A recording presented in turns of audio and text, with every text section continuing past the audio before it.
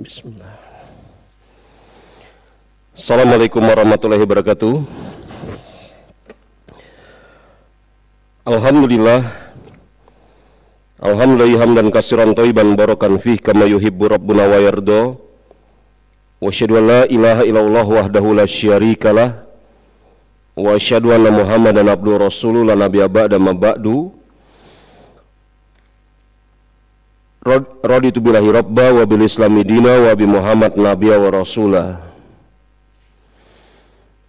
Segala puji bagi Allah Subhanahu wa taala, Rabb semesta alam yang memberikan kepada kita banyak sekali nikmat. Nikmat Islam, nikmat iman, nikmat sehat walafiat, dan nikmat pada hari ini. Kalau saya tidak salah mengingat, ini tanggal 18 atau tanggal 19 dari bulan Sya'ban.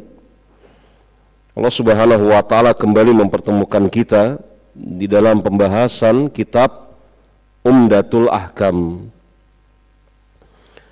Dan pembicaraan kita di kesempatan hari ini masuk kepada bab yang baru, bab yang keempat, mazi dan sejenisnya. Mazi dan sejenisnya.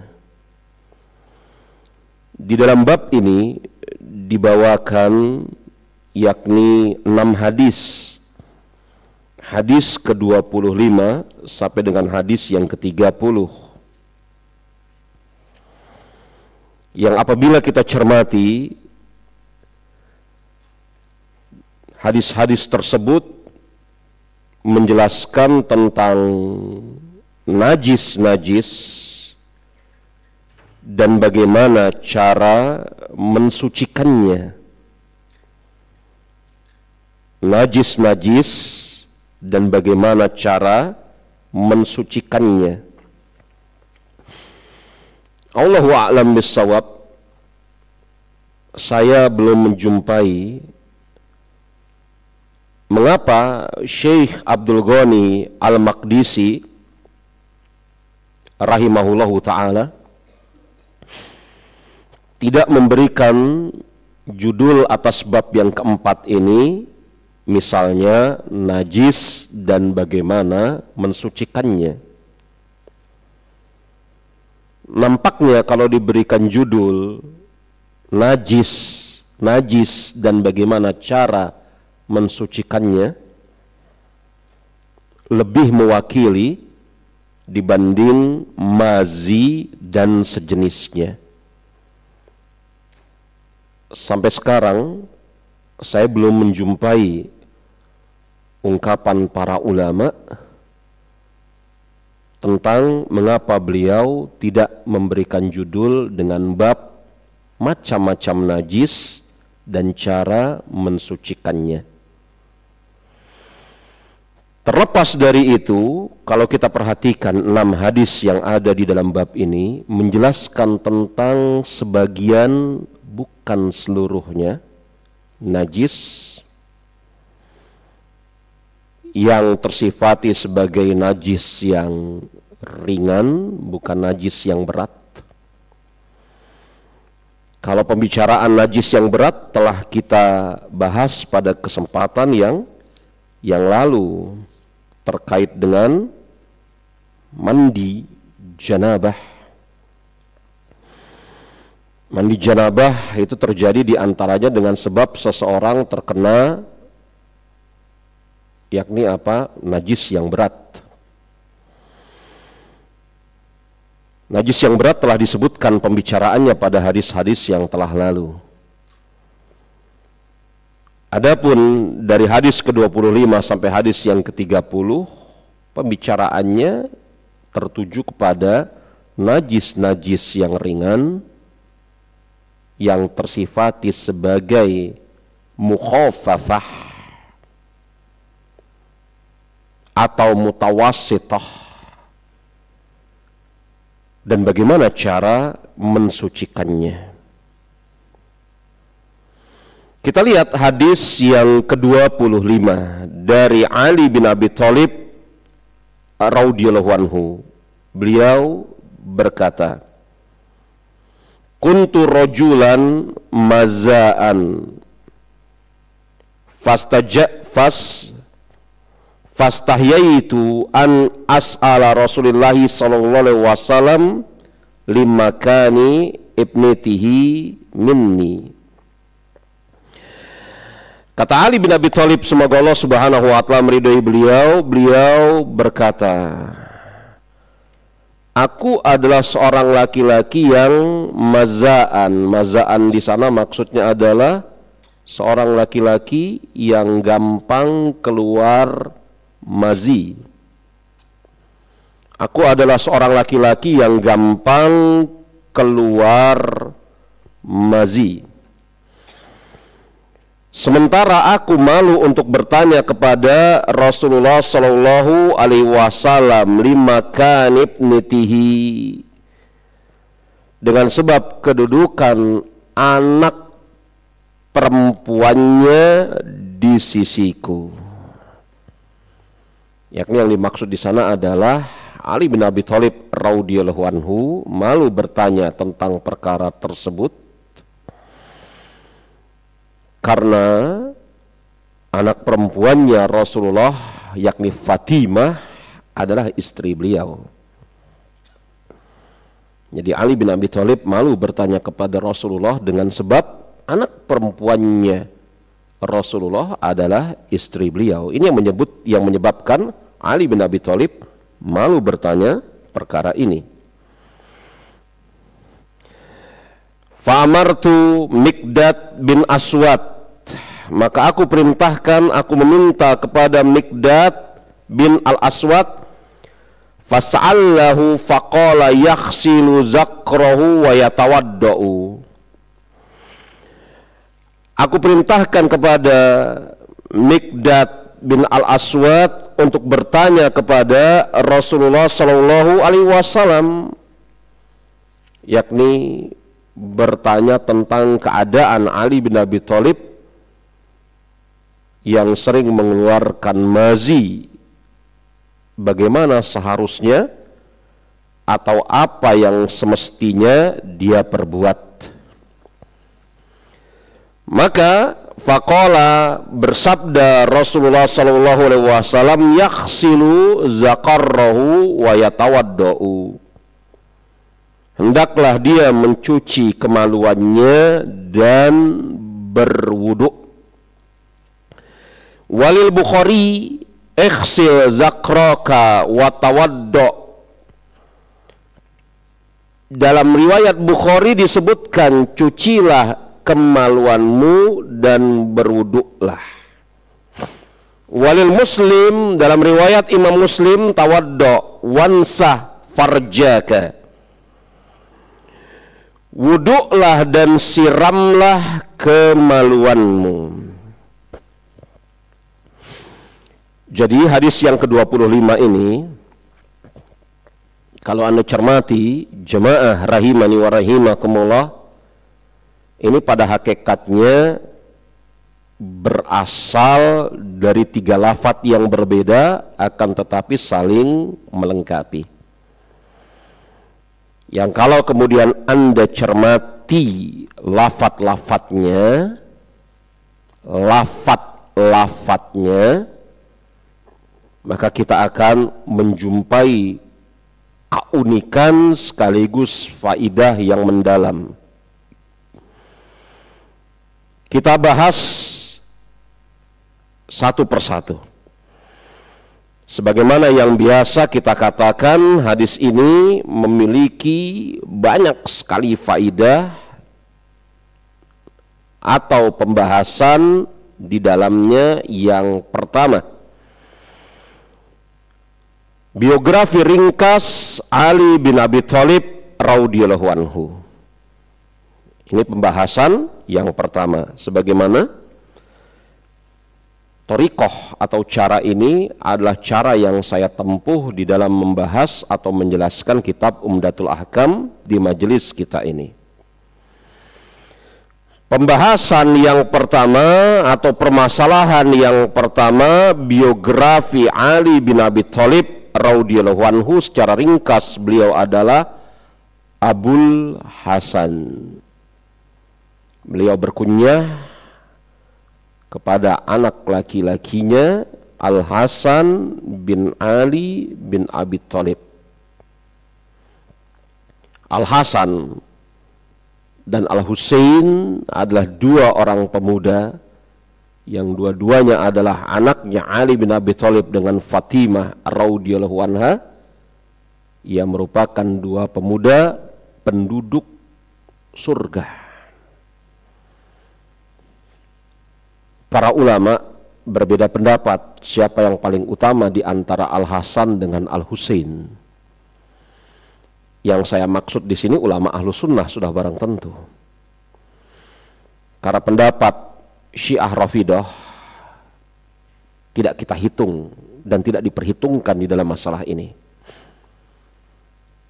Karena Syiah Rafidah berpendapat Al-Husain lebih utama, bahkan Al-Husain lebih utama dibanding Abu Bakar dan Umar. Sudah barang tentu seseorang yang mengatakan Al-Husain lebih utama dibanding Abu Bakar dan Umar, ini orang yang lebih bodoh daripada keledai tunggangannya, sebagaimana ucapan Syekhul Islam Ibnu Taimiyah. Jelas sahabat yang paling utama adalah Abu Bakar Siddiq, kemudian Umar bin Khattab, dan yang seterusnya.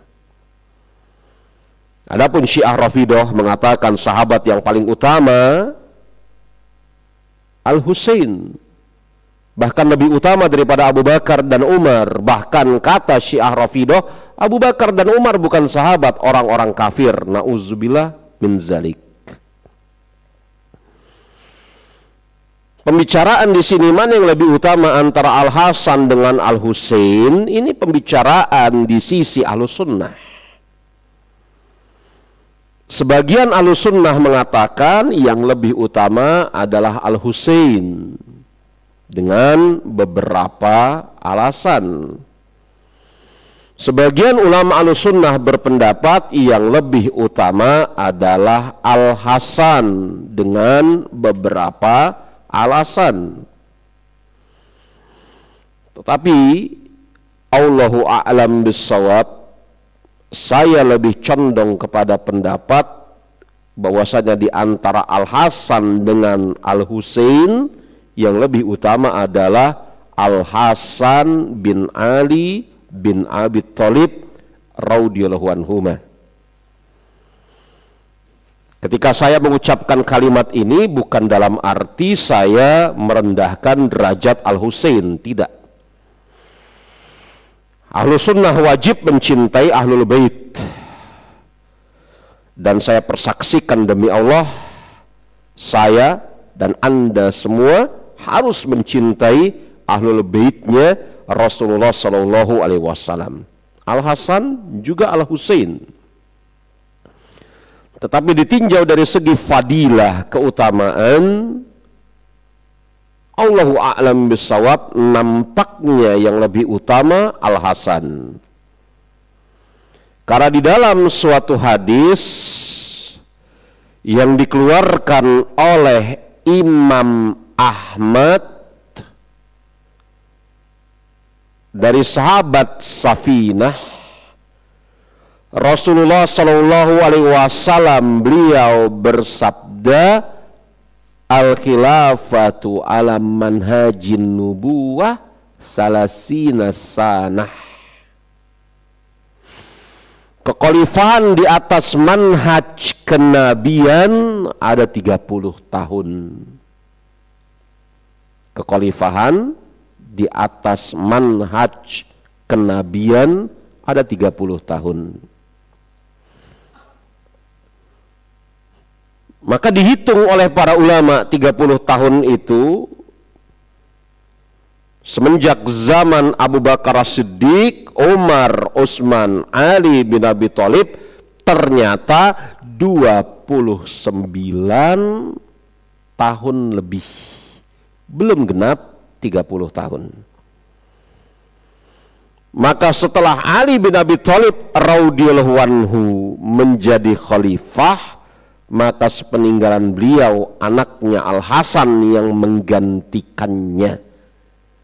Maka kalau dikumpulkan dari Ali bin Maka kalau dikumpulkan dari Abu Bakar sampai kepada Al-Hasan bin Ali bin Abi Thalib radhiyallahu anhu, maka genaplah 30 tahun. Begitulah yang dikatakan oleh Syekh Al-Albani rahimahullahu ta'ala di dalam kitab beliau Silsilah Ahadits As-Shahihah. Lihat bagaimana Rasulullah SAW mengatakan al-khilafah ala manhajin nubuwah, kekhilafahan di atas manhaj kenabian selama 30 tahun. Di antaranya di sana ada Al-Hasan bin Ali bin Abi Thalib. Dan kita sama-sama tahu terjadi pertikaian pada masa Al-Hasan bin Ali bin Abi Thalib. Yang pertikaian ini telah dinubuatkan jauh-jauh hari oleh Rasulullah Shallallahu Alaihi Wasallam. Dan Rasul mengatakan yang artinya akan bersatu kaum muslimin di bawah kepemimpinan Al-Hasan. Maka ketika terjadi pertikaian di antara kaum muslimin, dan saya tidak mau membicarakan pertikaian tersebut secara mendetail, cukup kita tahu sampai di sana, maka Al-Hasan bin Ali bin Abi Thalib mengundurkan diri dari khalifah sehingga terjadilah persatuan kaum muslimin. Maka yang tampak Allahu a'lam bissawab, ya, yang paling utama adalah Al-Hasan dibanding Al-Husain. Dan Ali bin Abi Thalib radhiyallahu anhu berkunyah dengan Abul Hasan. Tetapi setelah Ali bin Abi Thalib radhiyallahu anhu dipanggil langsung oleh Rasulullah dengan Abu Turab, maka beliau lebih menyukai kalau dipanggil dengan Abu Turab dibanding Abul Hasan. Terjadi sedikit cekcok antara Ali bin Abi Thalib dengan istrinya Fatimah, sebagaimana rumah tangga kaum muslimin. Rumah tangga para sahabat pun pernah ada cekcok di dalamnya.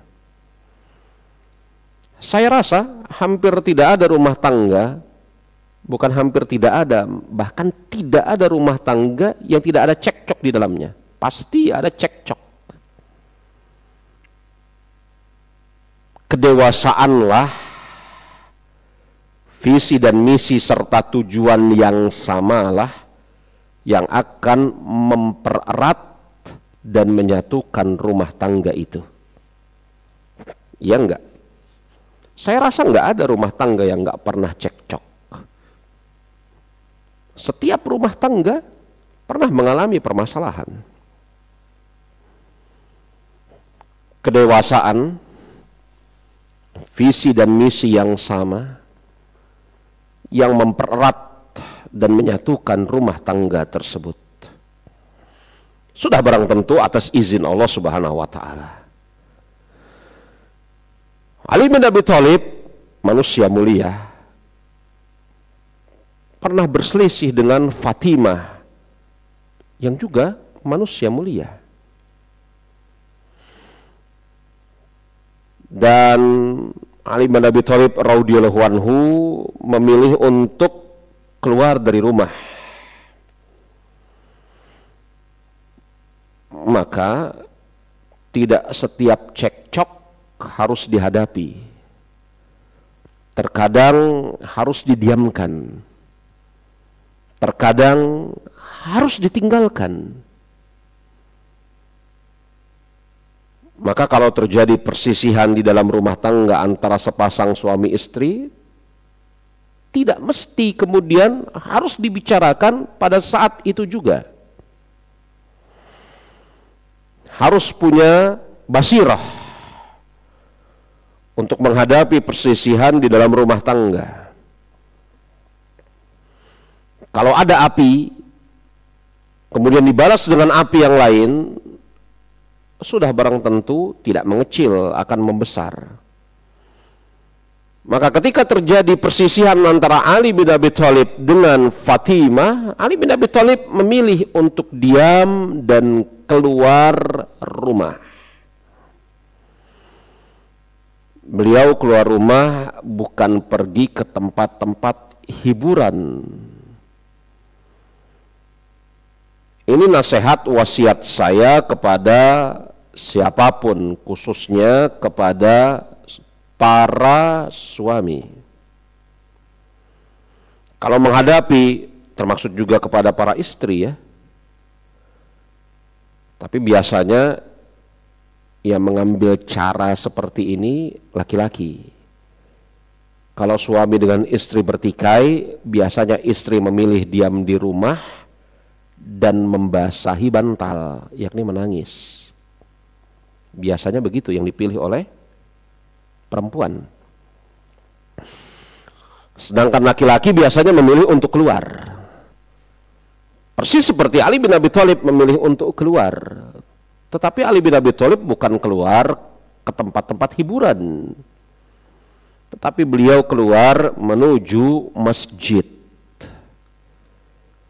Maka tempat lari yang terbaik adalah masjid. Dan tujuan berlari yang terbaik adalah pemilik masjid, yakni Allah Subhanahu wa Ta'ala. Saya ulangi, tempat lari yang terbaik adalah masjid. Dan tujuan berlari yang terbaik adalah pemilik masjid, Baitullah, yakni Allah Subhanahu wa Ta'ala. Jadi kapan kita memiliki masalah, lari ke masjid, lari kepada Allah Subhanahu wa Ta'ala. Ali bin Abi Thalib melarikan diri dalam tanda kutip ke masjid.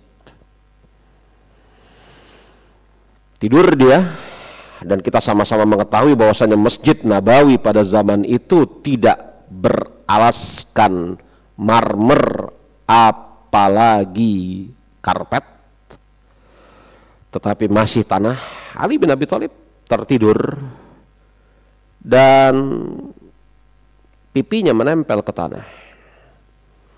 Rasulullah SAW datang ke rumah anak-anaknya sebagaimana yang biasa beliau lakukan setiap hari dan bertanya kepada Fatimah, mana suamimu? Maka Fatimah mengatakan, sungguh anak dari pamanmu meninggalkanku. Taulah Rasul bahwasanya Fatimah sedang berselisih dengan Ali bin Abi Thalib. Karena saking keselnya Fatimah, dia tidak panggil sungguh suamiku atau sungguh menantumu, sungguh Ali bin Abi Thalib. Dia tidak katakan begitu. Dia katakan apa? Anak pamanmu. Rasul punya paman Abu Thalib dan punya anak Ali, berarti anak pamanmu Ali bin Abi Thalib. Memang seperti itu ya. Kita jumpai sebagian perempuan kalau kesal sama suaminya, ngomong sama anaknya, itu bapak kamu tuh. Bahkan sebagiannya lebih kasar lagi, bapak lu. Itu bapak kamu tuh. Ya. Sebagian perempuan seperti itu, juga sebagian laki-laki. Sungguh anak pamanmu meninggalkanku. Maka tahulah Rasulullah SAW dari kalimat yang dipergunakan oleh Fatimah. Ali bin Abi Thalib dengan Fatimah sedang berselisih. Dan Rasul juga mengetahui kebiasaan para sahabat ketika lari ke masjid kepada Allah Subhanahu wa Ta'ala. Maka Rasul datang ke masjid menjumpai Ali bin Abi Thalib dalam keadaan sedang tertidur, dan Rasul menjumpai pipinya Ali bin Abi Thalib ada tanah menempel, pasir-pasir, tanah-tanah. Rasul katakan kepada Ali bin Abi Thalib, "Kum ya Abu Turab." Bangun wahai Abu Turab. Maka Ali bin Abi Thalib radhiyallahu anhu semenjak itu mengatakan, sungguh panggilan Abu Turab lebih aku sukai daripada Abul Hasan. Ali bin Abi Thalib radhiyallahu anhu, Abul Hasan, Abu Turab Al-Quraisy Al-Hashimi, suku Quraisy, Ibnu Ammi Rasulullah sallallahu alaihi wasallam, anak pamannya Rasulullah sallallahu alaihi wasallam. Ibunya adalah Fatimah binti As'ad radhiyallahu anha. Jadi ibunya Ali bin Abi Thalib ini sahabiyah. Jadi yang tidak memeluk agama Islam itu bapaknya Abu Thalib. Sedangkan ibunya Ali bin Abi Thalib namanya Fatimah binti As'ad Al-Quraisyiyah Al-Hashimiyah min kibar as-sahabiyat. Jadi Ali bin Abi Thalib masuk Islam juga ibunya yang tidak memeluk agama Islam, Abu Thalib. Bahkan ibunya Ali bin Abi Thalib, Fatimah binti As'ad, ini termasuk sahabat-sahabat perempuan yang pertama kali masuk ke dalam agama Islam, minal kibar as-sahabiyat. Ali bin Abi Thalib radhiyallahu anhu meriwayatkan banyak hadis dari sisi Rasulullah sallallahu alaihi wasallam. Tercatat ada 586 hadis yang beliau riwayatkan dari sisi Rasulullah sallallahu alaihi wasallam. Berapa? 586 hadis.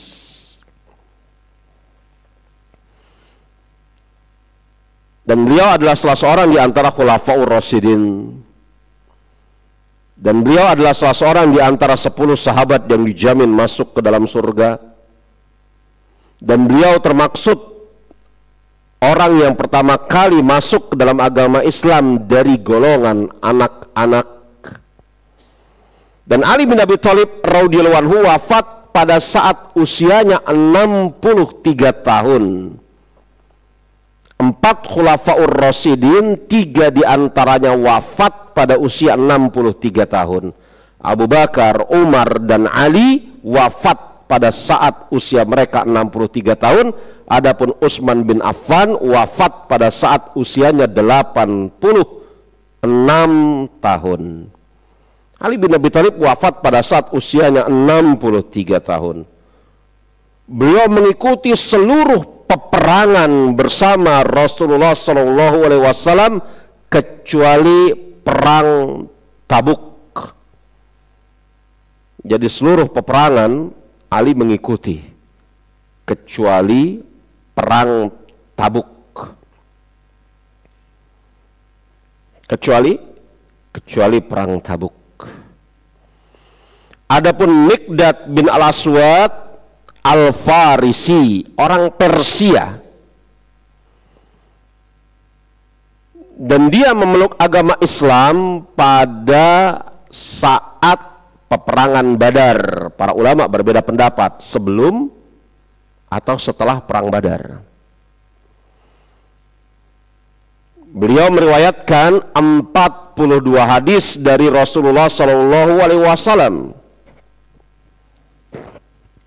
Wafat pada tahun 33 Hijriah dan disolatkan oleh Utsman bin Affan radhiyallahu anhu sebagai imam sholat jenazah Miqdad, dan beliau wafat pada usia 70 tahun.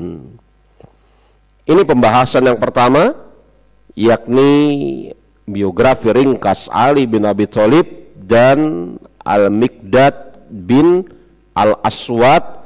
Semoga Allah Subhanahu wa taala meridhoi seluruh para sahabat. Pembahasan yang kedua, lafaz ucapan Ali bin Abi Thalib, kuntu rojulan mazaan. Aku adalah seorang laki-laki yang mazaan, yang gampang mengeluarkan mazi. Mazaan artinya gampang mengeluarkan mazi. Dia sigoh mubalaghah fa'al. Sebenarnya dia mazi tetapi fa'al dalam bentuk sigoh mubalaghah. Jadi mazaan artinya gampang mengeluarkan mazi. Lalu apa yang dimaksud mazi? Yang dimaksud mazi adalah cairan yang keluar dari kemaluan ketika syahwat bangkit. Keluarnya tanpa disadari, menetes, tidak memancar. Saya ulangi, definisi mazi itu apa? Mazi adalah cairan yang keluar dari kemaluan pada saat sedang memuncak atau meningkat syahwat.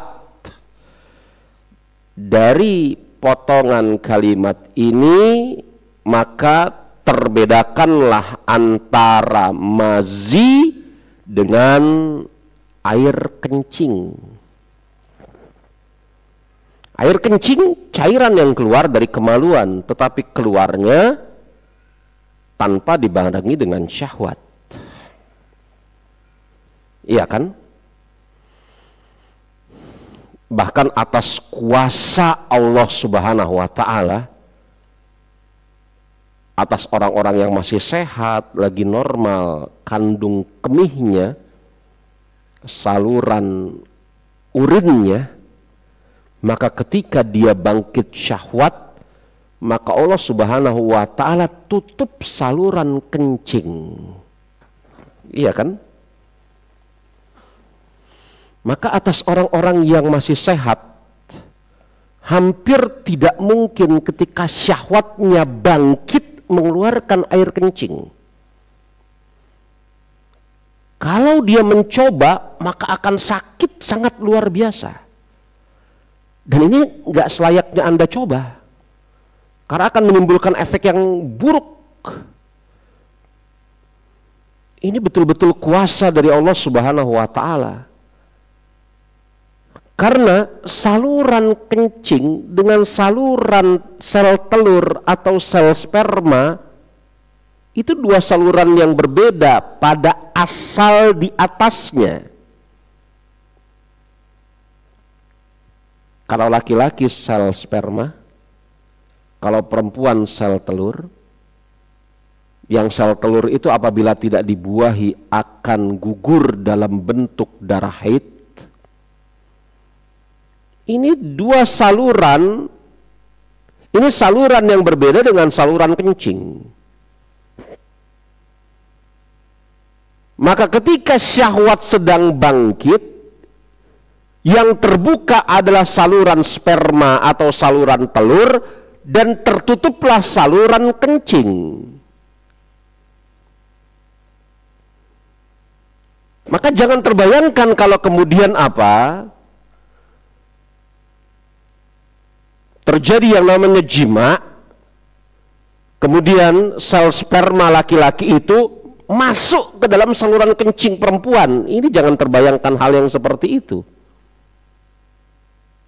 Kita bicara ini jemaah dalam bentuk ilmu, untuk menunjukkan betapa luar biasanya, maha besarnya Allah Subhanahu wa ta'ala yang telah mengatur ini dengan sebaiknya sedemikian rupa. Maka yang namanya mazi adalah cairan yang keluar ketika bangkit nafsu syahwat. Perkataan ketika bangkit atau disertai dengan nafsu syahwat ini membedakan dengan ketika tidak bangkit nafsu syahwat. Jadi kalau cairan itu keluar ketika nafsu syahwat tidak bangkit, ini kencing. Begitu ya. Dan dia menetes, tidak memancar. Perkataan dia menetes tidak memancar ini untuk membedakan antara mazi dengan mani. Kalau mazi, cara keluarnya menetes, tidak memancar. Kalau mani, memancar. Dan perkataan ketika keluarnya tidak disadari, ini sekali lagi untuk membedakan antara mani dengan mazi. Kalau mazi keluar, itu tidak sadar. Ketika tidak sadar, bukan berarti tidak ada bekasnya, ada sesuatu yang keluar, tetapi tidak disadari. Sedangkan ketika seseorang mengeluarkan mani, maka dia akan menyadari maninya keluar. Ketika syahwatnya bangkit. Memang di sana ada pengecualian. Pengecualiannya kapan? Ketika seseorang tertidur, maka pada umumnya dia tidak menyadari maninya keluar. Ini pembicaraannya nanti. Dan tidak diiringi rasa lemah atau lemas setelahnya. Kalau mazi keluar, maka tidak ada efeknya atas badan, sehingga setelah itu badan menjadi lemah, lagi lemas. Sedangkan apabila mani keluar, maka pada umumnya akan menimbulkan efek lemah dan lemas pada badan. Maka definisi mazi seperti ini adalah definisi yang bagus sekali yang disampaikan oleh para ulama ahli fikih, di antaranya oleh Syekh Utsaimin rahimahullahu taala. Dan Ali bin Abi Thalib radhiyallahu anhu mengatakan, kuntu rojulan mazian. Aku ini seorang laki-laki yang sering mengeluarkan mazi. Ali bin Abi Thalib radhiyallahu anhu seorang laki-laki gagah perkasa yang kita punya husnuzon kepada beliau. Ini pembahasan yang ketiga. Ali bin Abi Thalib radhiyallahu anhu adalah seorang laki-laki gagah perkasa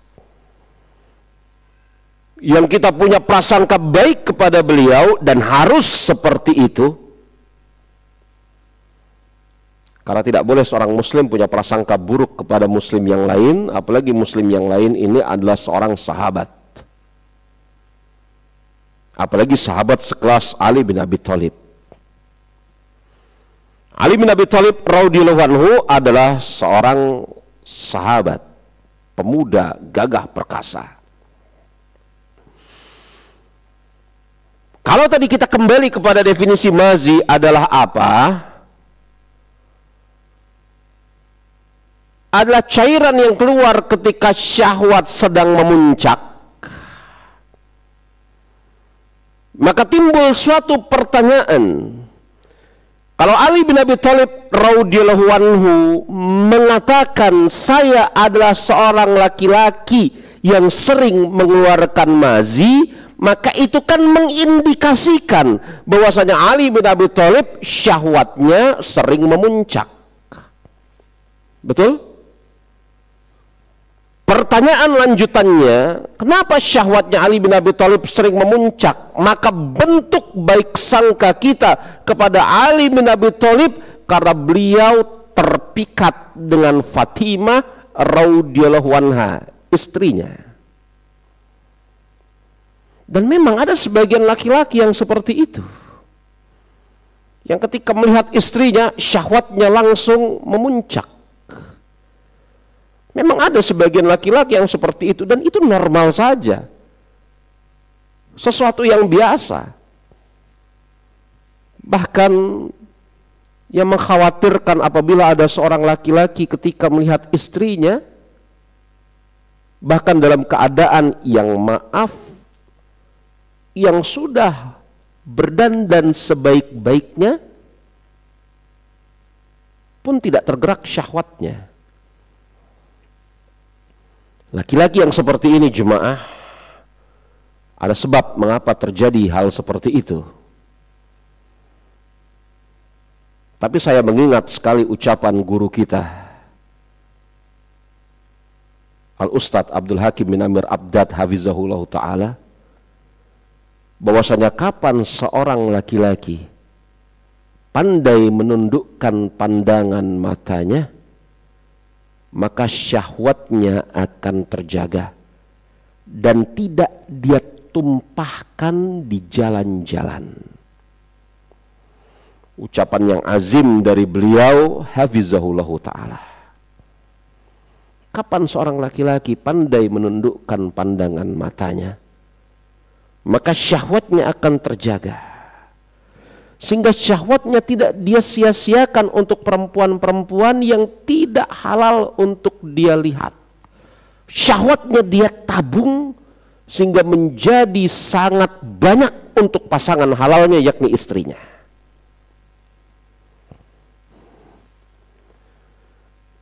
Dan ucapan beliau betul. Makanya jemaah Al-Imam Ibnu Qayyim Al-Jauziyah ketika menyinggung bagaimana caranya, sekali lagi ini ilmu ya jemaah ya, bagaimana caranya untuk mengobati impotensi, kata Imam Ibnu Qayyim Al-Jauziyah, harus laki-laki tersebut berusaha untuk menundukkan pandangan matanya sehingga dia tidak melihat seorang perempuan pun kecuali pasangan halalnya. Nasihat untuk saya dan untuk para laki-laki. Maka di atas baik sangka kita kepada Ali bin Abi Thalib radhiyallahu anhu, maka Ali bin Abi Thalib radhiyallahu anhu adalah laki-laki yang normal, sehat, pemuda, gagah, perkasa, yang pandai menjaga pandangan matanya, tidak mengumbar syahwatnya kemana-mana. Inilah Ali bin Abi Thalib radhiyallahu anhu ketika dia bertemu dengan Fatimah, maka semata-mata misalnya melihat Fatimah bangkit syahwatnya dan keluarlah mazinya. Itu bentuk baik sangka kita kepada Ali bin Abi Thalib, dan memang harus seperti itu. Dan memang ada laki-laki seperti itu. Ada laki-laki yang melihat istrinya langsung bangkit syahwatnya. Ini Masya Allah, ini rijal sekali, ini laki-laki sekali ini. Adapun seorang laki-laki yang melihat perempuan lain yang bukan istrinya bangkit syahwatnya, ini bukan laki-laki, ini hewan.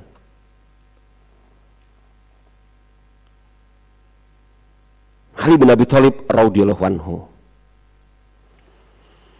Maka perkataan ulama semisal Imam Ibnu Mulakkin rahimahullahu ta'ala, inilah yang bisa kita berikan sebagai suatu alasan yang sangat baik bagi Ali bin Abi Thalib mengapa beliau banyak mengeluarkan mazi. Ali bin Abi Thalib radhiyallahu anhu, beliau mengatakan, kuntu rojulan mazaan, aku laki-laki yang banyak mengeluarkan mazi. Kemudian Ali bin Abi Thalib radhiyallahu anhu mengatakan, ya, astahyi, dalam lafadz yang lain, fastahiyatu, sementara aku malu bertanya kepada Rasulullah Sallallahu Alaihi Wasallam. Dari sini terdapat pembahasan atau permasalahan yang baru, yakni pembahasan yang keberapa jemaah rahimani wa rahimakumullah? Yang keempat. Loh, kok bisa keempat? Saya ulangi. Yang pertama, biografi ringkas Ali bin Abi Thalib dan Miqdad bin Al-Aswad radhiyallahu anhuma. Yang kedua, definisi mazi di sisi Syekh Shalih Utsaimin rahimahullahu taala.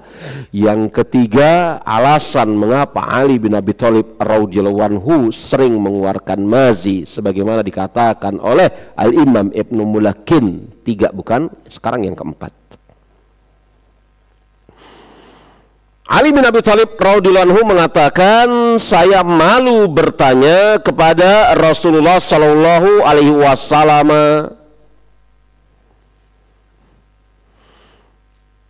Beliau malu bertanya kepada Rasulullah sallallahu alaihi wasallam tentang perkara ini. Ya. Dan ini bukan aib buat Ali bin Abi Thalib. Memang betul di sana ada seorang sahabiyah yang bertanya kepada Rasulullah sallallahu alaihi wasallam tentang kejadian dia menjumpai ada cairan di pakaiannya setelah bangun dari tidur. Sahabiah ini bertanya kepada Rasulullah, "Ya Rasulullah, innallaha la yastahyi minal haq." Wahai Rasulullah, sesungguhnya Allah Subhanahu wa taala tidak malu dari menampakkan kebenaran. Maka apakah ada atas perempuan kewajiban mandi apabila dia menjumpai cairan di pakaiannya? Yakni kalau perempuan mimpi junub, ya, perempuan mimpi junub atau mimpi basah, apakah ada kewajiban mandi? Maka Rasul mengatakan, al-ma'u minal ma', mandi itu menjadi wajib disebabkan ada air yang keluar. Perempuan ini bertanya dan mengawali pertanyaannya dengan mengatakan, innallaha la yastahi minal haq. Allah tidak malu dari menampakkan kebenaran. Ucapan sahabiah ini tidak bisa dan tidak boleh kita pertentangkan dengan apa? Dengan Ali bin Abi Thalib yang mengatakan, saya malu bertanya langsung kepada, saya malu kepada Rasulullah sallallahu alaihi wasallam. Ali bin Abi Thalib malu kepada Rasul karena kedudukan anaknya Rasul yang menjadi istri beliau. Dan Ali bin Abi Thalib malu di sana, sifat malunya tidak menghalangi dia untuk mencari kebenaran. Mana buktinya? Dia suruh Miqdad Al-Aswad untuk bertanya kepada Rasulullah sallallahu alaihi wasallam. Lihat ini. Jadi jangan dipertentangkan. Sebagian orang yang terburu-buru itu yang pertama, yang kedua berakal pendek, sehingga ketika menjumpai sedikit pertentangan langsung dikatakan ini bertentangan dengan yang itu. Padahal di sisi para ulama yang bertentangan itu telah mereka dudukkan dengan sebaik-baiknya. Wah, ini bertentangan dengan yang itu, ini bertentangan dengan yang ini, Al-Quran bertentangan dengan ayat ini, hadis bertentangan dengan itu, ini bertentangan. Padahal di sisi para ulama yang Anda katakan bertentangan itu telah didudukkan dengan sebaik-baiknya oleh mereka. Anda saja yang terburu-buru dan lemah akalnya, tergesa-gesa lagi gegabah dengan mengatakan ini bertentangan. Tidak bertentangan. Kalau kemudian Ali bin Abi Thalib radhiyallahu anhu malu dengan sebab itu tidak bertanya sama sekali kepada Rasul, baru bisa dikatakan sebagai suatu bentuk bertentangan dengan hadis sahabiah yang bertanya tentang mandi janabah tadi. Buktinya Ali bin Abi Thalib rasa malunya karena kedudukan anak Rasul di hadapan beliau, dan beliau minta kepada Miqdad bin Al-Aswad untuk bertanya perkaranya. Kan begitu? Iya kan? Maka jemaah rahimani wa rahimakumullah, Imam Bukhari rahimahullahu ta'ala membawakan hadis ini di dalam kitab sahihnya di dalam bab siapa yang malu terhadap sesuatu dan dia memerintahkan atau meminta kepada orang lain untuk bertanya. Jadi ini boleh. Ya, ini bukan sesuatu yang tercela. Imam Bukhari rahimahullahu ta'ala masukkan hadis ini di dalam bab siapa yang malu atas sesuatu dan memerintahkan atau meminta kepada orang lain untuk bertanya. Maka Ali bin Abi Thalib memerintahkan kepada Miqdad bin Al-Aswad untuk bertanya kepada Rasulullah Sallallahu Alaihi Wasallam. Ya, ini pembahasan kita yang keempat. Maka tidak ada pertentangan antara hadis Ali bin Abi Thalib ini dengan hadis sahabiyah yang mana Rasul mengatakan al-ma'u minal ma'. Mandi janabah itu menjadi wajib dengan sebab engkau melihat air yang keluar. Ini pembahasan yang keempat. Kemudian Miqdad bin Al-Aswad bertanya kepada Rasulullah Sallallahu Alaihi Wasallam mewakili Ali bin Abi Thalib.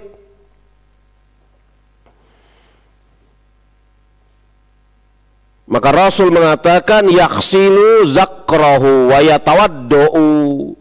Hendaklah dia mencuci kemaluannya dan berwudu. Saya mohon kepada Anda jemaah ummahat rahimani wa rahimakumullah untuk mencermati baik-baik lafaz-lafaz yang diturunkan oleh Al-Imam Abdul Ghani Al-Maqdisi berikut ini. Faqala, berkata Rasulullah Sallallahu Alaihi Wasallam, yaghsilu zakrahu wa yatawaddu. Dia mencuci zakrahu, zakarnya. Zakar maklum kemaluan laki-laki. Zakar maklum ya, itu kemaluan laki-laki. Dia cuci kemaluannya. Lihat zakar, zakrahu, hu-nya itu dia. Berarti jelas dari lafaz zakrahu,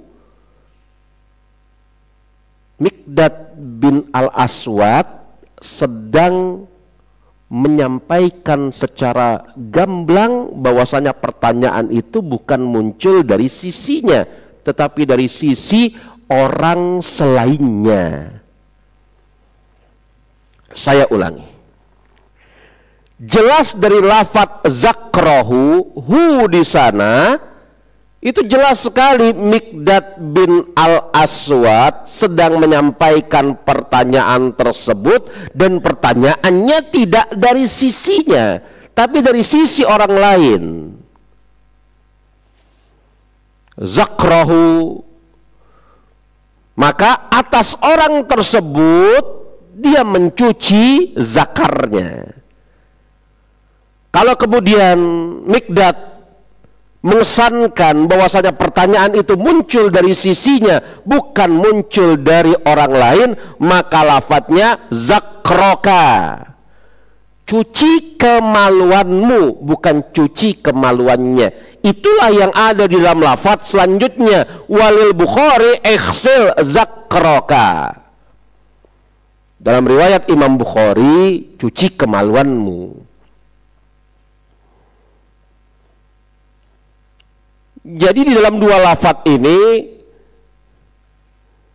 nampak yang pertama yang dicuci adalah kemaluannya, zakar, kemaluan laki-laki.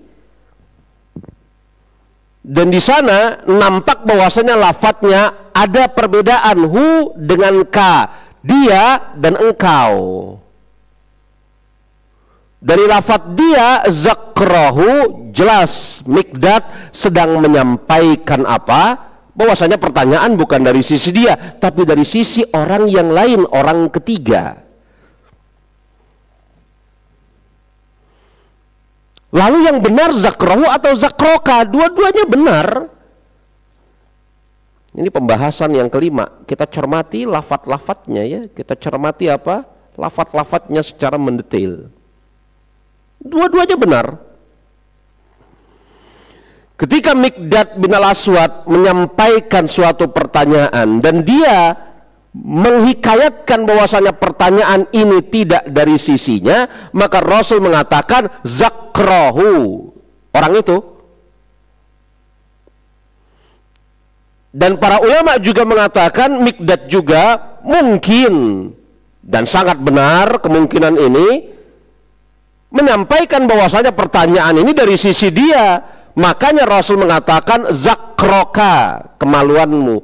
Artinya hukum ini bukan hanya berlaku bagi Ali bin Abi Thalib saja, tetapi bagi siapa saja, engkau, dia, mereka, kalian semua. Apabila mengalami hal ini, maka seperti inilah caranya. Cuci zakarnya dan berwuduklah. Hadis ini menunjukkan kepada kita bahwasanya mazi itu membatalkan wudhu. Pembahasan yang kelima tadi, kita cermati apa? Lafadz-lafadz hadisnya. Dan ini pembahasan yang keenam, mazi membatalkan wudhu. Makanya Rasul mengatakan, cuci kemaluanmu, zakarnya, dan berwuduklah. Menunjukkan bahwasanya mazi membatalkan wudhu. Dan menunjukkan bahwasanya mazi itu najis, karena ada perintah untuk mencuci kemaluannya. Dan para ulama mengatakan apabila mazi itu mengenai pakaian, maka pakaian yang terkena mazi tersebut, tempat sekitarnya pun dicuci. Kita sudah barang tentu ya, ketika pakaian terkena mazi, misalnya sarung terkena mazi atau daster terkena mazi, ya tidak seluruh daster itu dari pundak sampai ke ujung kaki terkena mazi, sudah barang tentu ya. Tidak seluruh sarung itu semuanya terkena mazi, cuma ada di tempat tertentu saja. Nah, mungkin Anda yang cermat, lagi kritis, kok bisa-bisanya saya tadi ngomongin daster. Kan mazi ini kasusnya Ali bin Abi Thalib. Nanti, kita bahas nanti. Mazi ini kan kasusnya Ali bin Abi Thalib, laki-laki. Kok bisa-bisanya daster? Emang Ali bin Abi Thalib pakai daster? Enggak. Tapi kalau Anda cermati baik-baik, lagi teliti lafadz hadis-hadis ini, Anda akan menjumpai nanti di sana. Insya Allah akan kita jelaskan pada pembahasan berikutnya. Hadis ini menunjukkan, ini pembahasan kita yang keenam, mazi itu najis. Makanya diperintahkan untuk dicuci kemaluannya, zakarnya. Sebagaimana pakaian yang terkena mazi pun diperintahkan untuk dicuci bagian yang terkena mazinya, bukan seluruhnya. Ini menunjukkan mazi adalah najis dan mazi membatalkan wudhu. Makanya Rasul mengatakan cuci kemaluanmu. Kenapa kemaluannya dicuci? Karena terkena mazi, mengeluarkan mazi. Dan kalau mazi itu menempel ke pakaian, pakaiannya juga dicuci. Yang terkena mazi itu cukup. Andai kata mau mencucinya secara sempurna, lain masalah, nggak mengapa. Andai kata mau mencucinya secara sempurna, semuanya dicuci pun tidak masalah. Tetapi yang wajib dicuci pada hakikatnya adalah yang terkena najis saja. Kan begitu jemaah. Dan mazi membatalkan wudhu, makanya Rasul mengatakan, dan berwuduklah dia. Ini sekaligus menunjukkan kepada kita bahwasanya mazi itu bukan najis yang berat. Kalau najis yang berat, maka cara mensucikannya tidak bisa tidak, kecuali harus dengan sebab mandi. Pembahasan yang keenam, pembahasan yang ketujuh.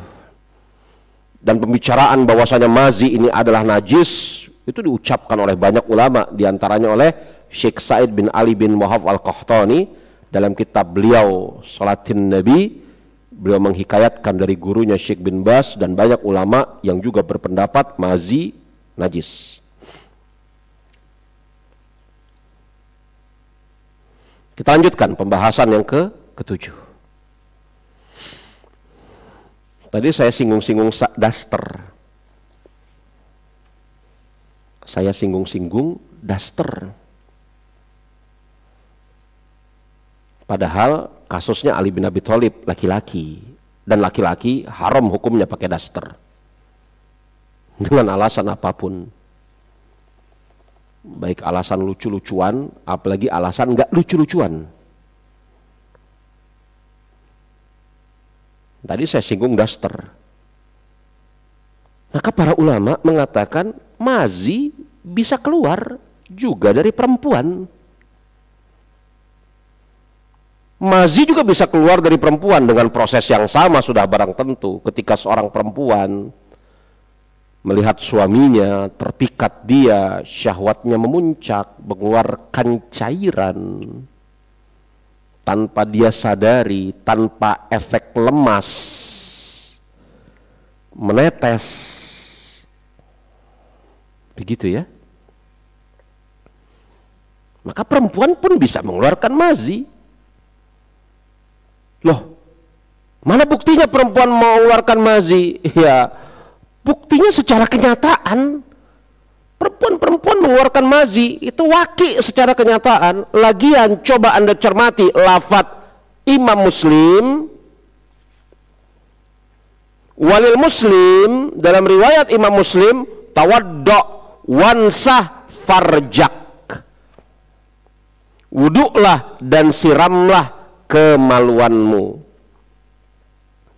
Farjak, farj, itu pada umumnya jemaah ditujukan kepada kemaluan perempuan. Kalau zakar, maaf ya, itu kemaluan laki-laki. Kalau farj, farji, itu kemaluan perempuan. Nah, ini menunjukkan bahwasanya perempuan pun sangat mungkin mengeluarkan mazi.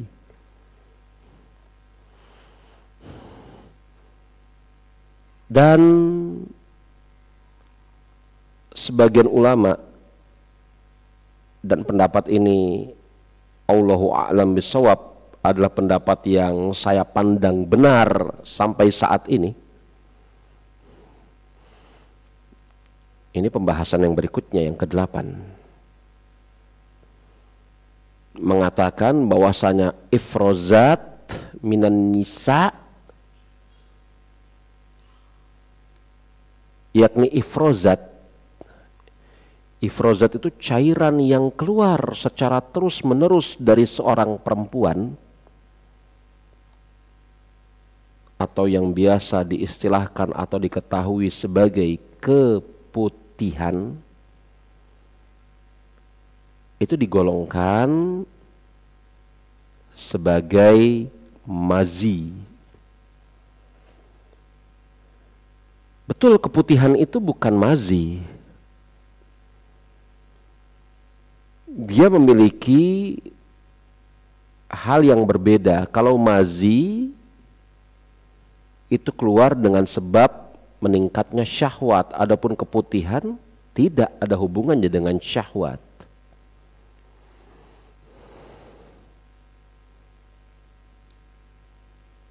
Tetapi kalau ditinjau dari sisi yang lain, mazi itu keluar tanpa disadari, pun keputihan keluar tanpa disadari. Ya tiba-tiba keluar saja ya. Keluarnya tidak disadari, adapun sakitnya ya dia sadar sakit. Sebagian perempuan kalau keputihan kan sakit sekali ya. Sakit kalau keputihannya, tapi keluarnya pada umumnya tidak disadari. Mirip kayak istihadah, darah penyakit. Ya. Dan keputihan sebagaimana istihadah, ifrozat sebagaimana istihadah tidak memancar. Beda dengan mani. Istihadah dengan ifrozat, keputihan dengan istihadah tidak menimbulkan efek lemas sebagaimana efek lemas yang ditimbulkan setelah mengeluarkan mani. Ya insya Allah Anda memahami ya efek lemas yang ditimbulkan setelah keluarnya mani. Ya insya Allah ta'ala kita maklum itu. Maka sebagian ulama menghukumi ifrozat itu sama dengan mazi, sebagian ulama lagi menghukumi ifrozat sama dengan istihadah, darah istihadah. Dan mencuci darah istihadah kan sama dengan menyuci mazi. Seorang perempuan yang senantiasa terkena darah istihadah, dia terus mengeluarkan darah istihadah, maka dia bersihkan kemaluannya, dia bersihkan pakaian yang terkena darah istihadahnya, dia berusaha untuk menutup tempat jalan keluar darah istihadah, dan dia berwudu setiap kali hendak mengerjakan sholat wajib dan sholat-sholat yang berbarengan dengan sholat wajib. Tapi dia tidak diwajibkan mandi. Bukankah begitu? Maka para ulama mengatakan ifrozat, keputihan, kalau tidak digolongkan kepada mazi, kalau tidak digolongkan kepada istihadah, dan cara pensucian istihadah dengan mazi sama, maka cara pencucian, cara mensucikan ifrozat, keputihan pun sama. Allahu a'lam bissawab. Ini faidah-faidah dari hadis yang ke-25.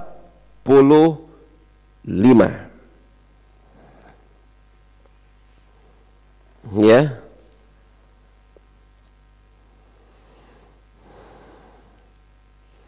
Kita masuk kepada hadis yang baru, hadis ke-26. Hadis yang agung. Hadis yang merupakan salah satu sendi dasar kaidah agama. Yang dari hadis ini muncul satu kaidah fikih yang besar. Hadis dari Abbad bin Tamim, dari Abdullah bin Zaid bin Asim al-Muzani atau al-Mazani radhiyallahu anhu. Dari Abbad bin Tamim, dari Abdullah bin Zaid bin Asim al-Mazani radhiyallahu anhu. Qala, dia berkata, annahu syaka ila Rasulillah sallallahu alaihi wasallam ar-rajulu allazi yukhayyalu ilaihi annahu yajidu syai'a fi sholati faqala la yansarif hatta yasma'a sautan au yajida rihan. Dari Abbad bin Tamim, dari Abdullah bin Zaid bin Asim al-Mazini, semoga Allah subhanahu wa ta'ala meridhoi beliau. Ada seseorang mendatangi Rasulullah sallallahu alaihi wasallam. Ada seseorang ditanya tentang orang yang seolah-olah merasakan sesuatu ketika dia sholat. Maka Rasul bersabda, janganlah dia membatalkan sholatnya sebelum dia mendengar suara atau mencium bau. Hadis riwayat Imam Bukhari dan Imam Muslim. Hadis yang agung. Jemaah rahimani wa rahimakumullah.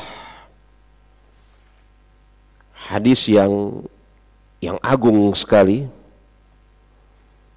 Yang dari hadis ini muncul satu kaidah fikih yang sangat bermanfaat yang sering kita dengar, yang berbunyi, keraguan tidak bisa membatalkan suatu keyakinan.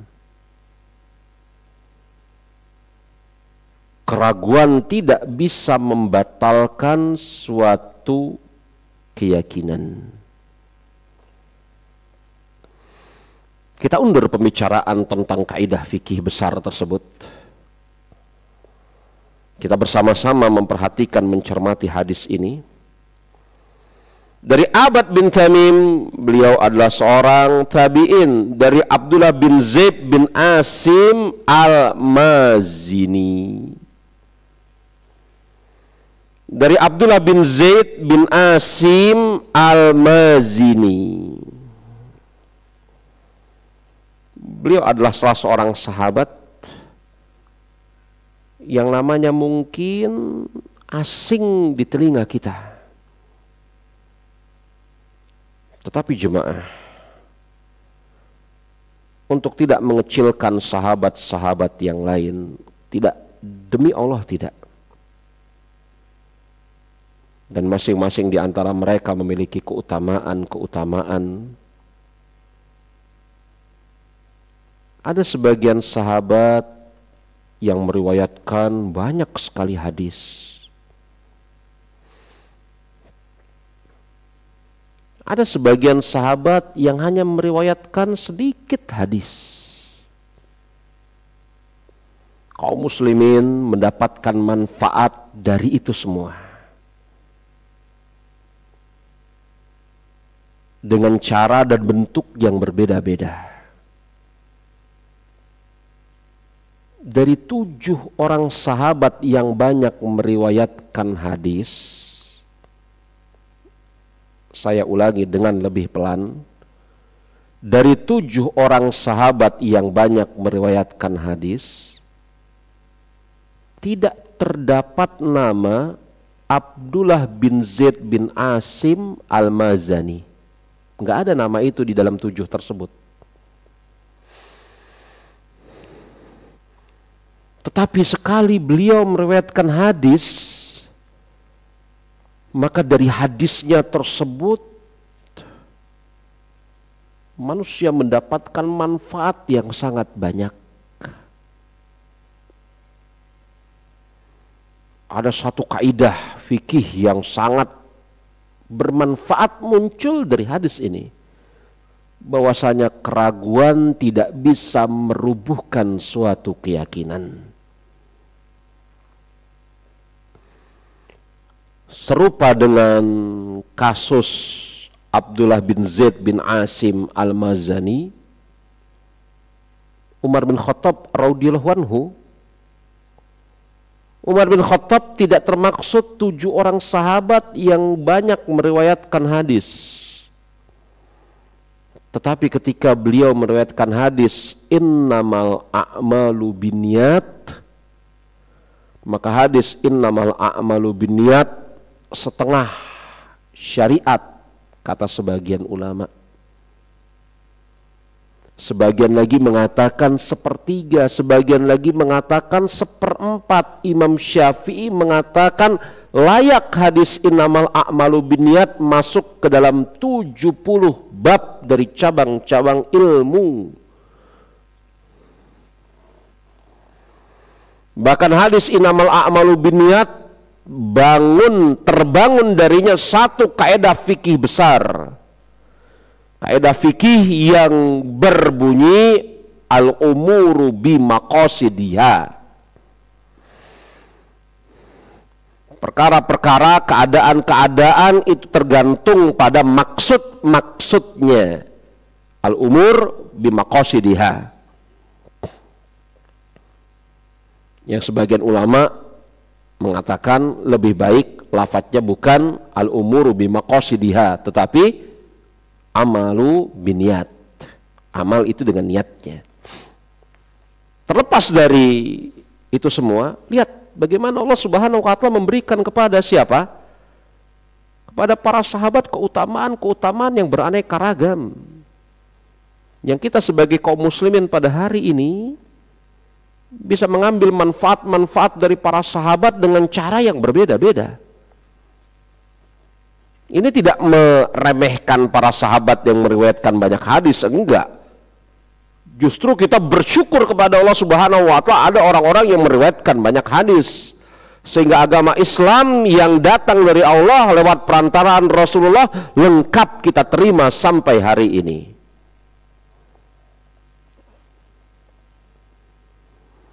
Maka saya mengingat orang-orang semisal Umar atau Toha bin Futuh al-Baikuni. Bahkan para ulama pun berbeda pendapat namanya siapa sebenarnya. Apakah Umar atau Muhammad atau siapa namanya orang ini.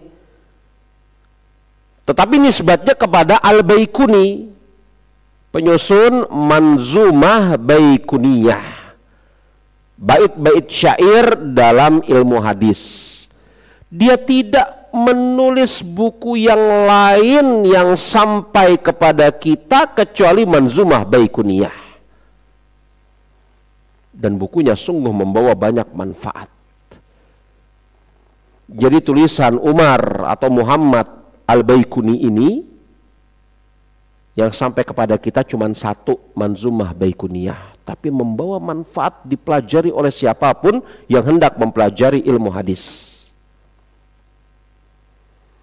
Dan banyak orang-orang yang menulis sekian banyak kitab puluhan jilid, tapi tidak Allah Subhanahu wa Ta'ala jadikan tulisan-tulisan tersebut membawa manfaat. Maka cermati ini. Keutamaan Allah Subhanahu wa Ta'ala berikan kepada siapapun yang Dia kehendaki. Sekalinya Abdullah bin Zaid bin Asim al-Mazani meriwayatkan hadis dari Rasulullah, hadisnya menjadi sangat agung.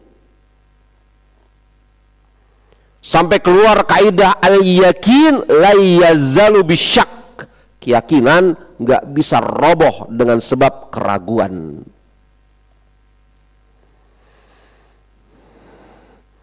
Dan kita sedikit sekali menjumpai siapa Abdullah bin Zaid bin Asim ini. Selain kita mengetahui bahwasanya beliau adalah seorang sahabat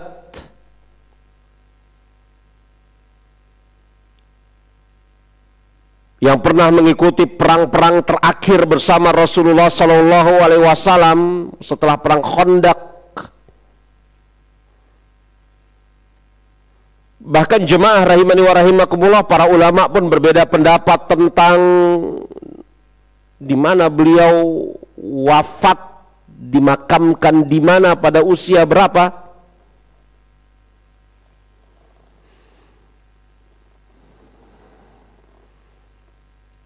Ini menjadi pelajaran atas diri kita,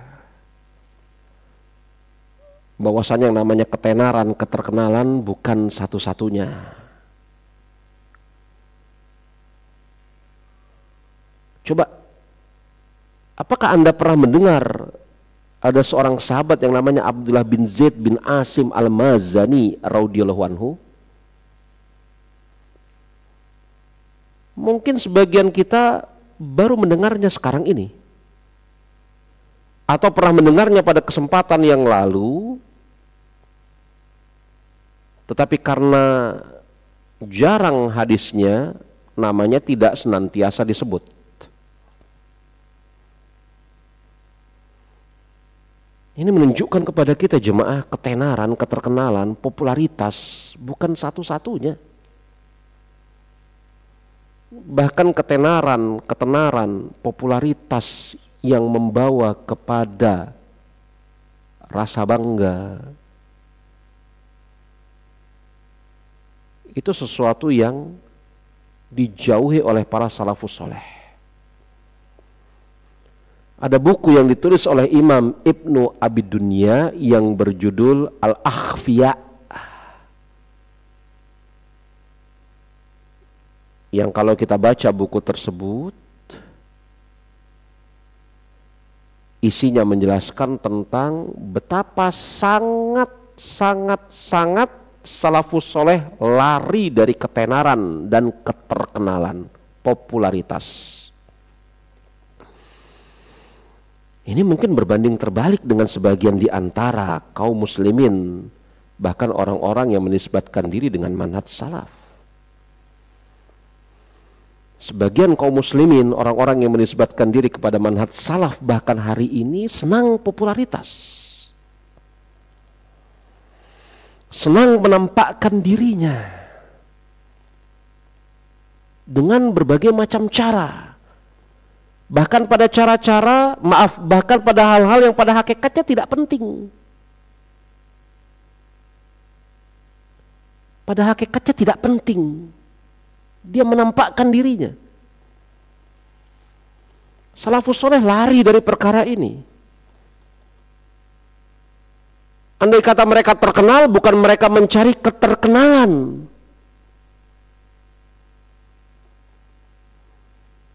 Lihat, ketika Umar bin Khattab radhiyallahu anhu bisa menjumpai dan menemui Uwais bin Amir Al-Qarni. Engkau Uwais? Betul, Amirul Mukminin. Engkau dari suku Qarn? Betul, Amirul Mukminin. Engkau memiliki seorang ibu? Betul, Amirul Mukminin. Engkau pernah terkena penyakit sopak dan semua bekasnya hilang kecuali sebesar logam, uang logam yang ada di perutmu? Engkau pernah terkena penyakit sopak dan semua bekasnya hilang kecuali hanya tersisa sebesar uang logam di perutmu? Betul, Amirul Mukminin.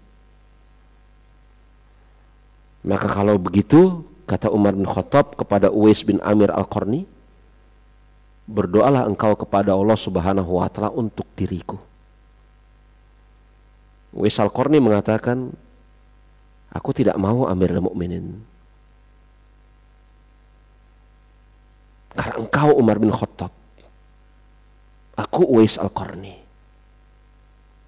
Engkau Umar bin Khattab, sahabat Rasul, aku Uwais Al-Qarni.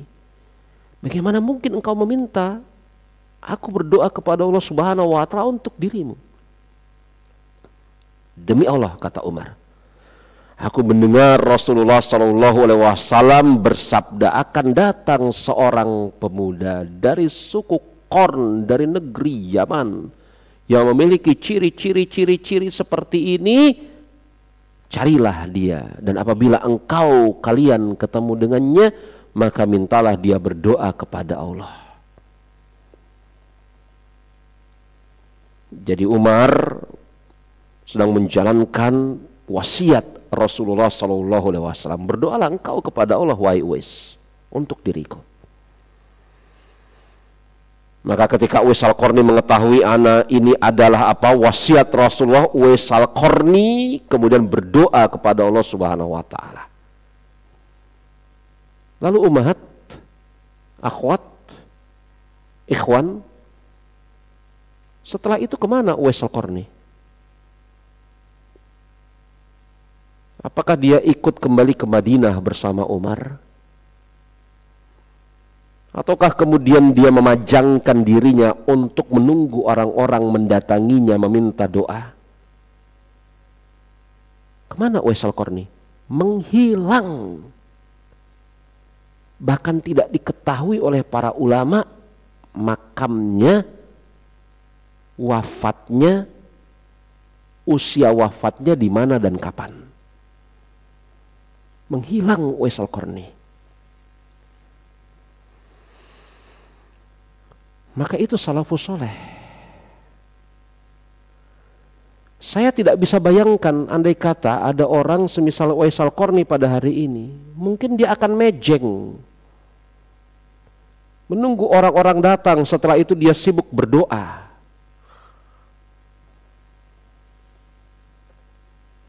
Menghilang Uwais Al-Qarni. Informasi yang kita dapatkan tentang Uwais Al-Qarni di dalam buku-buku sejarah sedikit sekali, kecuali kisah yang terkait dengan Umar dan baktinya Uwais Al-Qarni kepada ibunya. Coba, Anda ketemu cerita Uwais Al-Qarni yang lain? Kecuali hanya dua itu kisahnya. Tentang baktinya Uwais Al-Qarni kepada ibunya, itu yang pertama, dan perjumpaan dia dengan Umar itu yang kedua. Setelah dia berjumpa dengan Umar, dia bawa ibunya menghilang entah kemana. Salafus soleh humul akhfiya. Mereka orang-orang yang menyembunyikan dirinya. Ya sudah barang tentu yang namanya menyembunyikan diri ini tidak tinggal di dalam gua atau kemudian menghilang di dalam hutan. Tetapi apabila tidak ada hajat atas diri mereka untuk mempertunjukkan dirinya, mereka tidak mempertunjukkan dirinya. Mereka lari dari ketenaran. Mereka berlindung kepada Allah Subhanahu wa taala dari popularitas. Lari.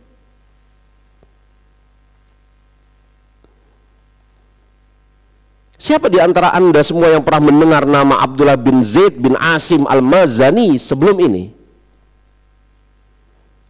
Bahkan sampai tadi pagi saya berusaha untuk mencari biografi Abdullah bin Zaid bin Asim Al-Mazani. Saya menjumpai biografi beliau sangat minim sekali. Dikabarkan bahwasanya beliau adalah sahabat Rasulullah, kata Imam Az-Zahabi. Ia mengikuti seluruh peperangan bersama Rasulullah, khususnya setelah perang Khandaq.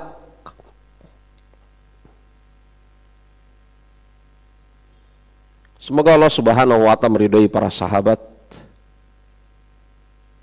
Semoga Allah Subhanahu wa taala merahmati kaum salafus soleh dan menjadikan kita sebagai generasi belakangan bisa betul-betul mengambil teladan dan mencontoh mereka.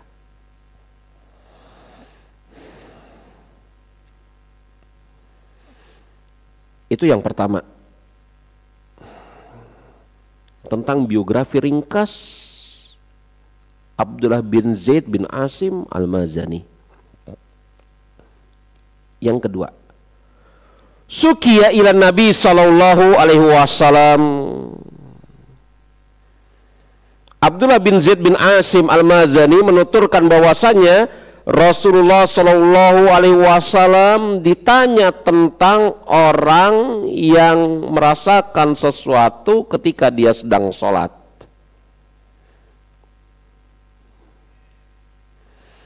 Kata Imam Ibnu Mulakin, sebenarnya ini kasus yang menimpa Abdullah bin Zaid Al-Mazani itu sendiri. Ini pembahasan kita yang kedua. Jadi ini permasalahan ini menimpa Abdullah bin Zaid bin Asim, menimpa diri dia sendiri. Tetapi ketika dia bertanya kepada Rasulullah SAW, dia hikayatkan ada seseorang yang mengalami ini dan itu. Maka dari sini terambil suatu pelajaran, pembahasan yang kedua akan kebolehan menyampaikan pertanyaan pribadi dan menghikayatkannya seakan-akan itu adalah orang yang lain. Boleh. Bahkan jemaah, apalagi pertanyaan-pertanyaan yang sensitif dan bisa menimbulkan kesan yang kurang baik. Misalnya ada seseorang yang bertanya, seorang perempuan yang bertanya, "Ustadz, suami saya mata keranjang. Kalau jalan nggak bisa menundukkan pandangan matanya, pelarak pelirik ke kanan ke kiri." Kalau ada seorang ummahat yang bertanya seperti ini secara langsung, itu kan akan menjadi guyonan, celaan dari perempuan-perempuan yang lain. Anda tahulah. Maka lebih baik dikatakan bagaimana keadaannya apabila ada seorang perempuan yang menjumpai suaminya kurang pandai menjaga pandangan mata. Boleh menghikayatkan pertanyaan yang muncul dari diri sendiri seakan-akan pertanyaan orang lain. Padahal kata Imam Ibnu Mulakin, kalau dicermati dalam riwayat Imam Bukhari, maka pertanyaan ini sebenarnya adalah kasus yang menimpa Abdullah bin Zaid Al-Mazani itu sendiri. Tapi kata Abdullah bin Zaid Al-Mazani, "Ar-rajul yukhayyalu ilaihi annahu yajidu syai'an fis sholati." Ada seorang laki-laki yang di dalam pikirannya dia berkhayal ada sesuatu di dalam sholatnya, yakni batal sholatnya ini, jangan-jangan. Ini menunjukkan kepada kita jemaah rahimani wa rahimakumullah pembahasan yang ketiga. Kalau pembahasan yang kedua tadi sebenarnya ini permasalahan yang menimpa Abdullah bin Zaid bin Asim itu sendiri, sebagaimana ucapan Imam Ibnu Mulakin dalam Al-I'lam bi Fawaid Umdatil Ahkam. Pembahasan yang ketiga, ya, ini menunjukkan kepada kita bahwasanya apa, seseorang di dalam sholatnya mungkin sekali mendapatkan gangguan, di antaranya adalah berkhayal bahwasanya sholatnya batal. Dan memang seperti itu. Bahkan dalam hadis yang dikeluarkan oleh Imam Muslim, Rasulullah Shallallahu Alaihi Wasallam menyebutkan tentang satu jenis syaitan yang bertugas secara khusus mengganggu orang yang sedang sholat. Namanya khinzib. Khinzib ini ketika seseorang mengerjakan sholat Allahu Akbar, maka khinzib ini bersegera mendatangi orang-orang yang sedang sholat sambil menghayalkan di antaranya, engkau baru 2 rakaat, tidak, engkau baru 3 rakaat, tidak, yang sebenarnya engkau baru 1 rakaat. Menghadirkan keraguan atas orang-orang yang sedang sholat, berapa rakaat yang sedang dia tegakkan, yang sudah dia lakukan. Khinzib yang mencuri sholat seseorang. Maka hadis ini menunjukkan bahwasanya betapa kemudian sholat seseorang itu sangat mungkin dan berpotensi diganggu kekhusyuan dan kesungguhannya oleh syaitan.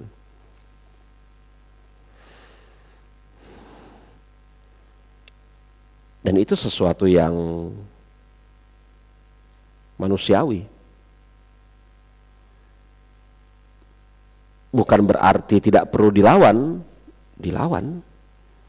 tetapi sesuatu yang manusiawi. Bahkan menurut Imam Ibnu Rajab, setan pun berusaha mengganggu sholatnya Rasul. Loh, apa iya? Iya, menurut Imam Ibnu Rajab. Jadi ketika sedang sholat, syaitan datang. Kemudian dicekik oleh Rasulullah SAW. Rasul agak maju dari tempat sholatnya sambil kemudian mengambil gerakan seperti mencekik sesuatu yang dilihat oleh para sahabat di belakangnya.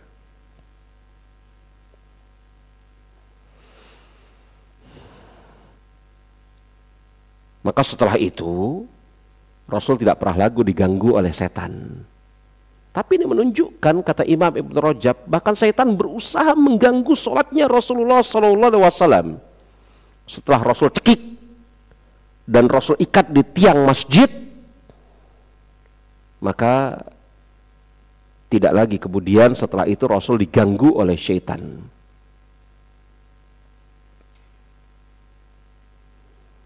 Kaum muslimin ketika sholat memang seharusnya semestinya memfokuskan diri di dalam sholatnya.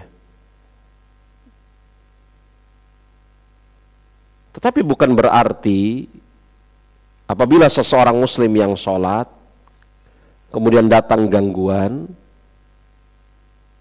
maka sholatnya tidak berguna atau yang semisalnya. Ketika menjelaskan tentang betapa pentingnya khusyuk di dalam sholat, Abdullah bin Abbas didatangi oleh seorang pendeta Nasrani. Ibnu Abbas, kalian ini, yakni kaum muslimin, itu sibuk sekali mencari cara lagi kiat agar bisa khusyuk di dalam sholat. Dan diantaranya kan itu ya pembahasan kita ya, kiat khusyuk di dalam sholat. Bagaimana caranya, bagaimana kiatnya. Ini pendeta Nasrani mendatangi Ibnu Abbas. Tujuan mendatangi Ibnu Abbas ini ya sudah barang tentu untuk menjelek-jelekkan agama Islam. Ibnu Abbas, kalian ini, yakni orang Islam maksudnya, sibuk sekali mencari cara untuk khusyuk di dalam sholat. Sedangkan kami, maksudnya dia, Nasrani, bisa menangis terseduh-seduh di dalam gereja-gereja kami. Apa kata Ibnu Abbas? Sudah barang tentu, syaitan tidak berhajat lagi mengganggu temannya. Setan tidak berhajat lagi mengganggu temannya. Ucapan Ibnu Abbas ini menunjukkan apa?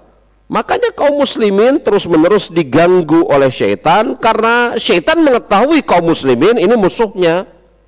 Dan kaum muslimin mengetahui setan adalah musuhnya. Maka peperangan mereka tidak akan berakhir.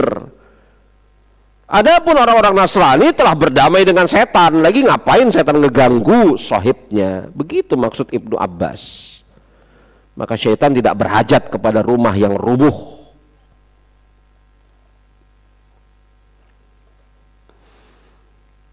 Maka Abdullah bin Zaid mengkisahkan tentang keadaan dirinya. Bahwasanya ada seorang laki-laki yang menghayalkan bahwasanya dia menjumpai di dalam sholatnya, yakni apa? Jangan-jangan sholat saya ini batal. Batal dengan sebab buang angin. Maka Rasulullah SAW mengatakan layan sarifu hatta yasma'a sautan au yajida rihan. Jangan dia berpaling, yakni membatalkan sholatnya, kecuali dia menjumpai salah satu dari dua hal ini. Yang pertama, dia mendengar suara angin keluar, atau kalau dia tidak mendengar suaranya, dia mencium bau angin tersebut keluar.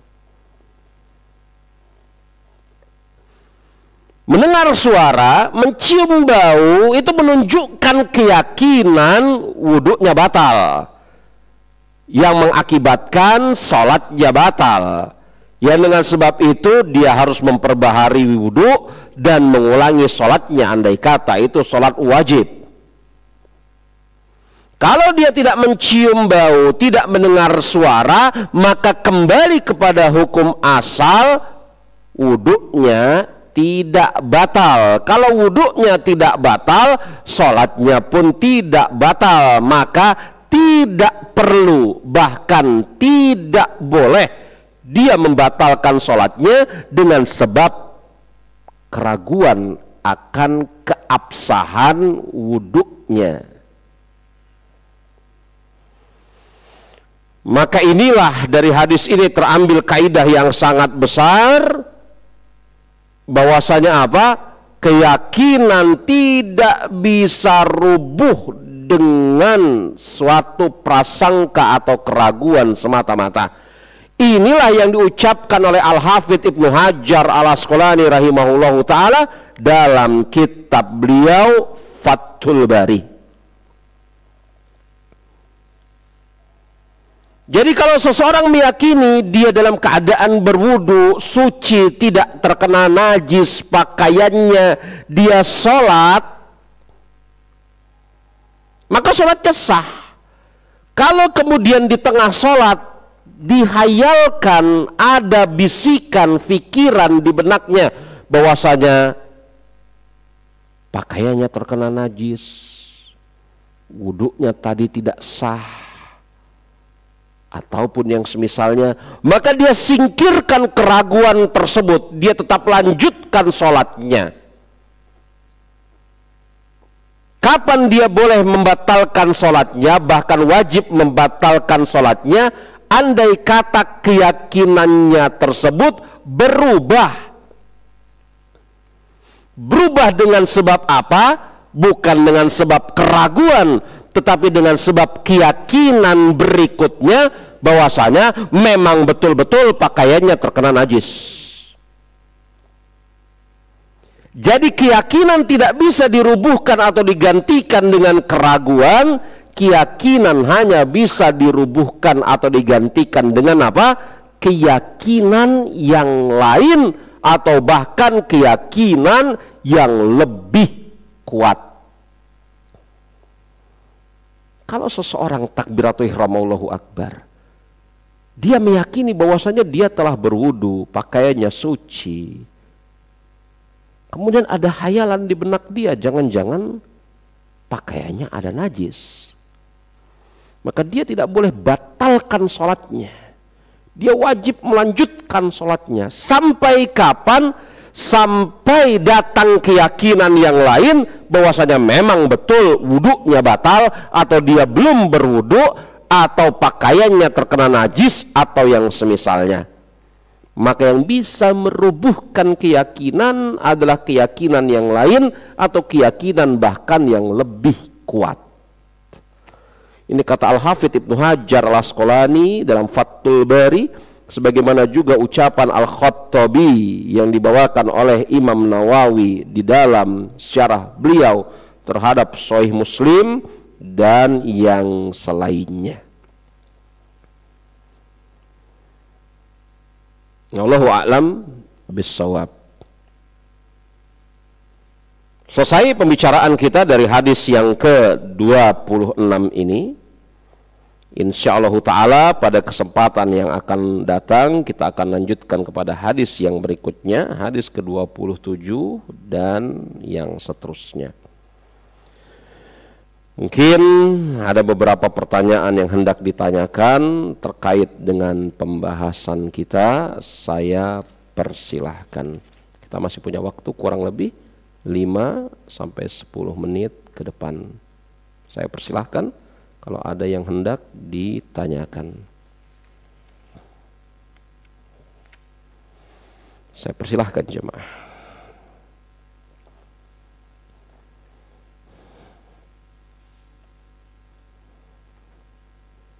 Ada yang hendak ditanyakan?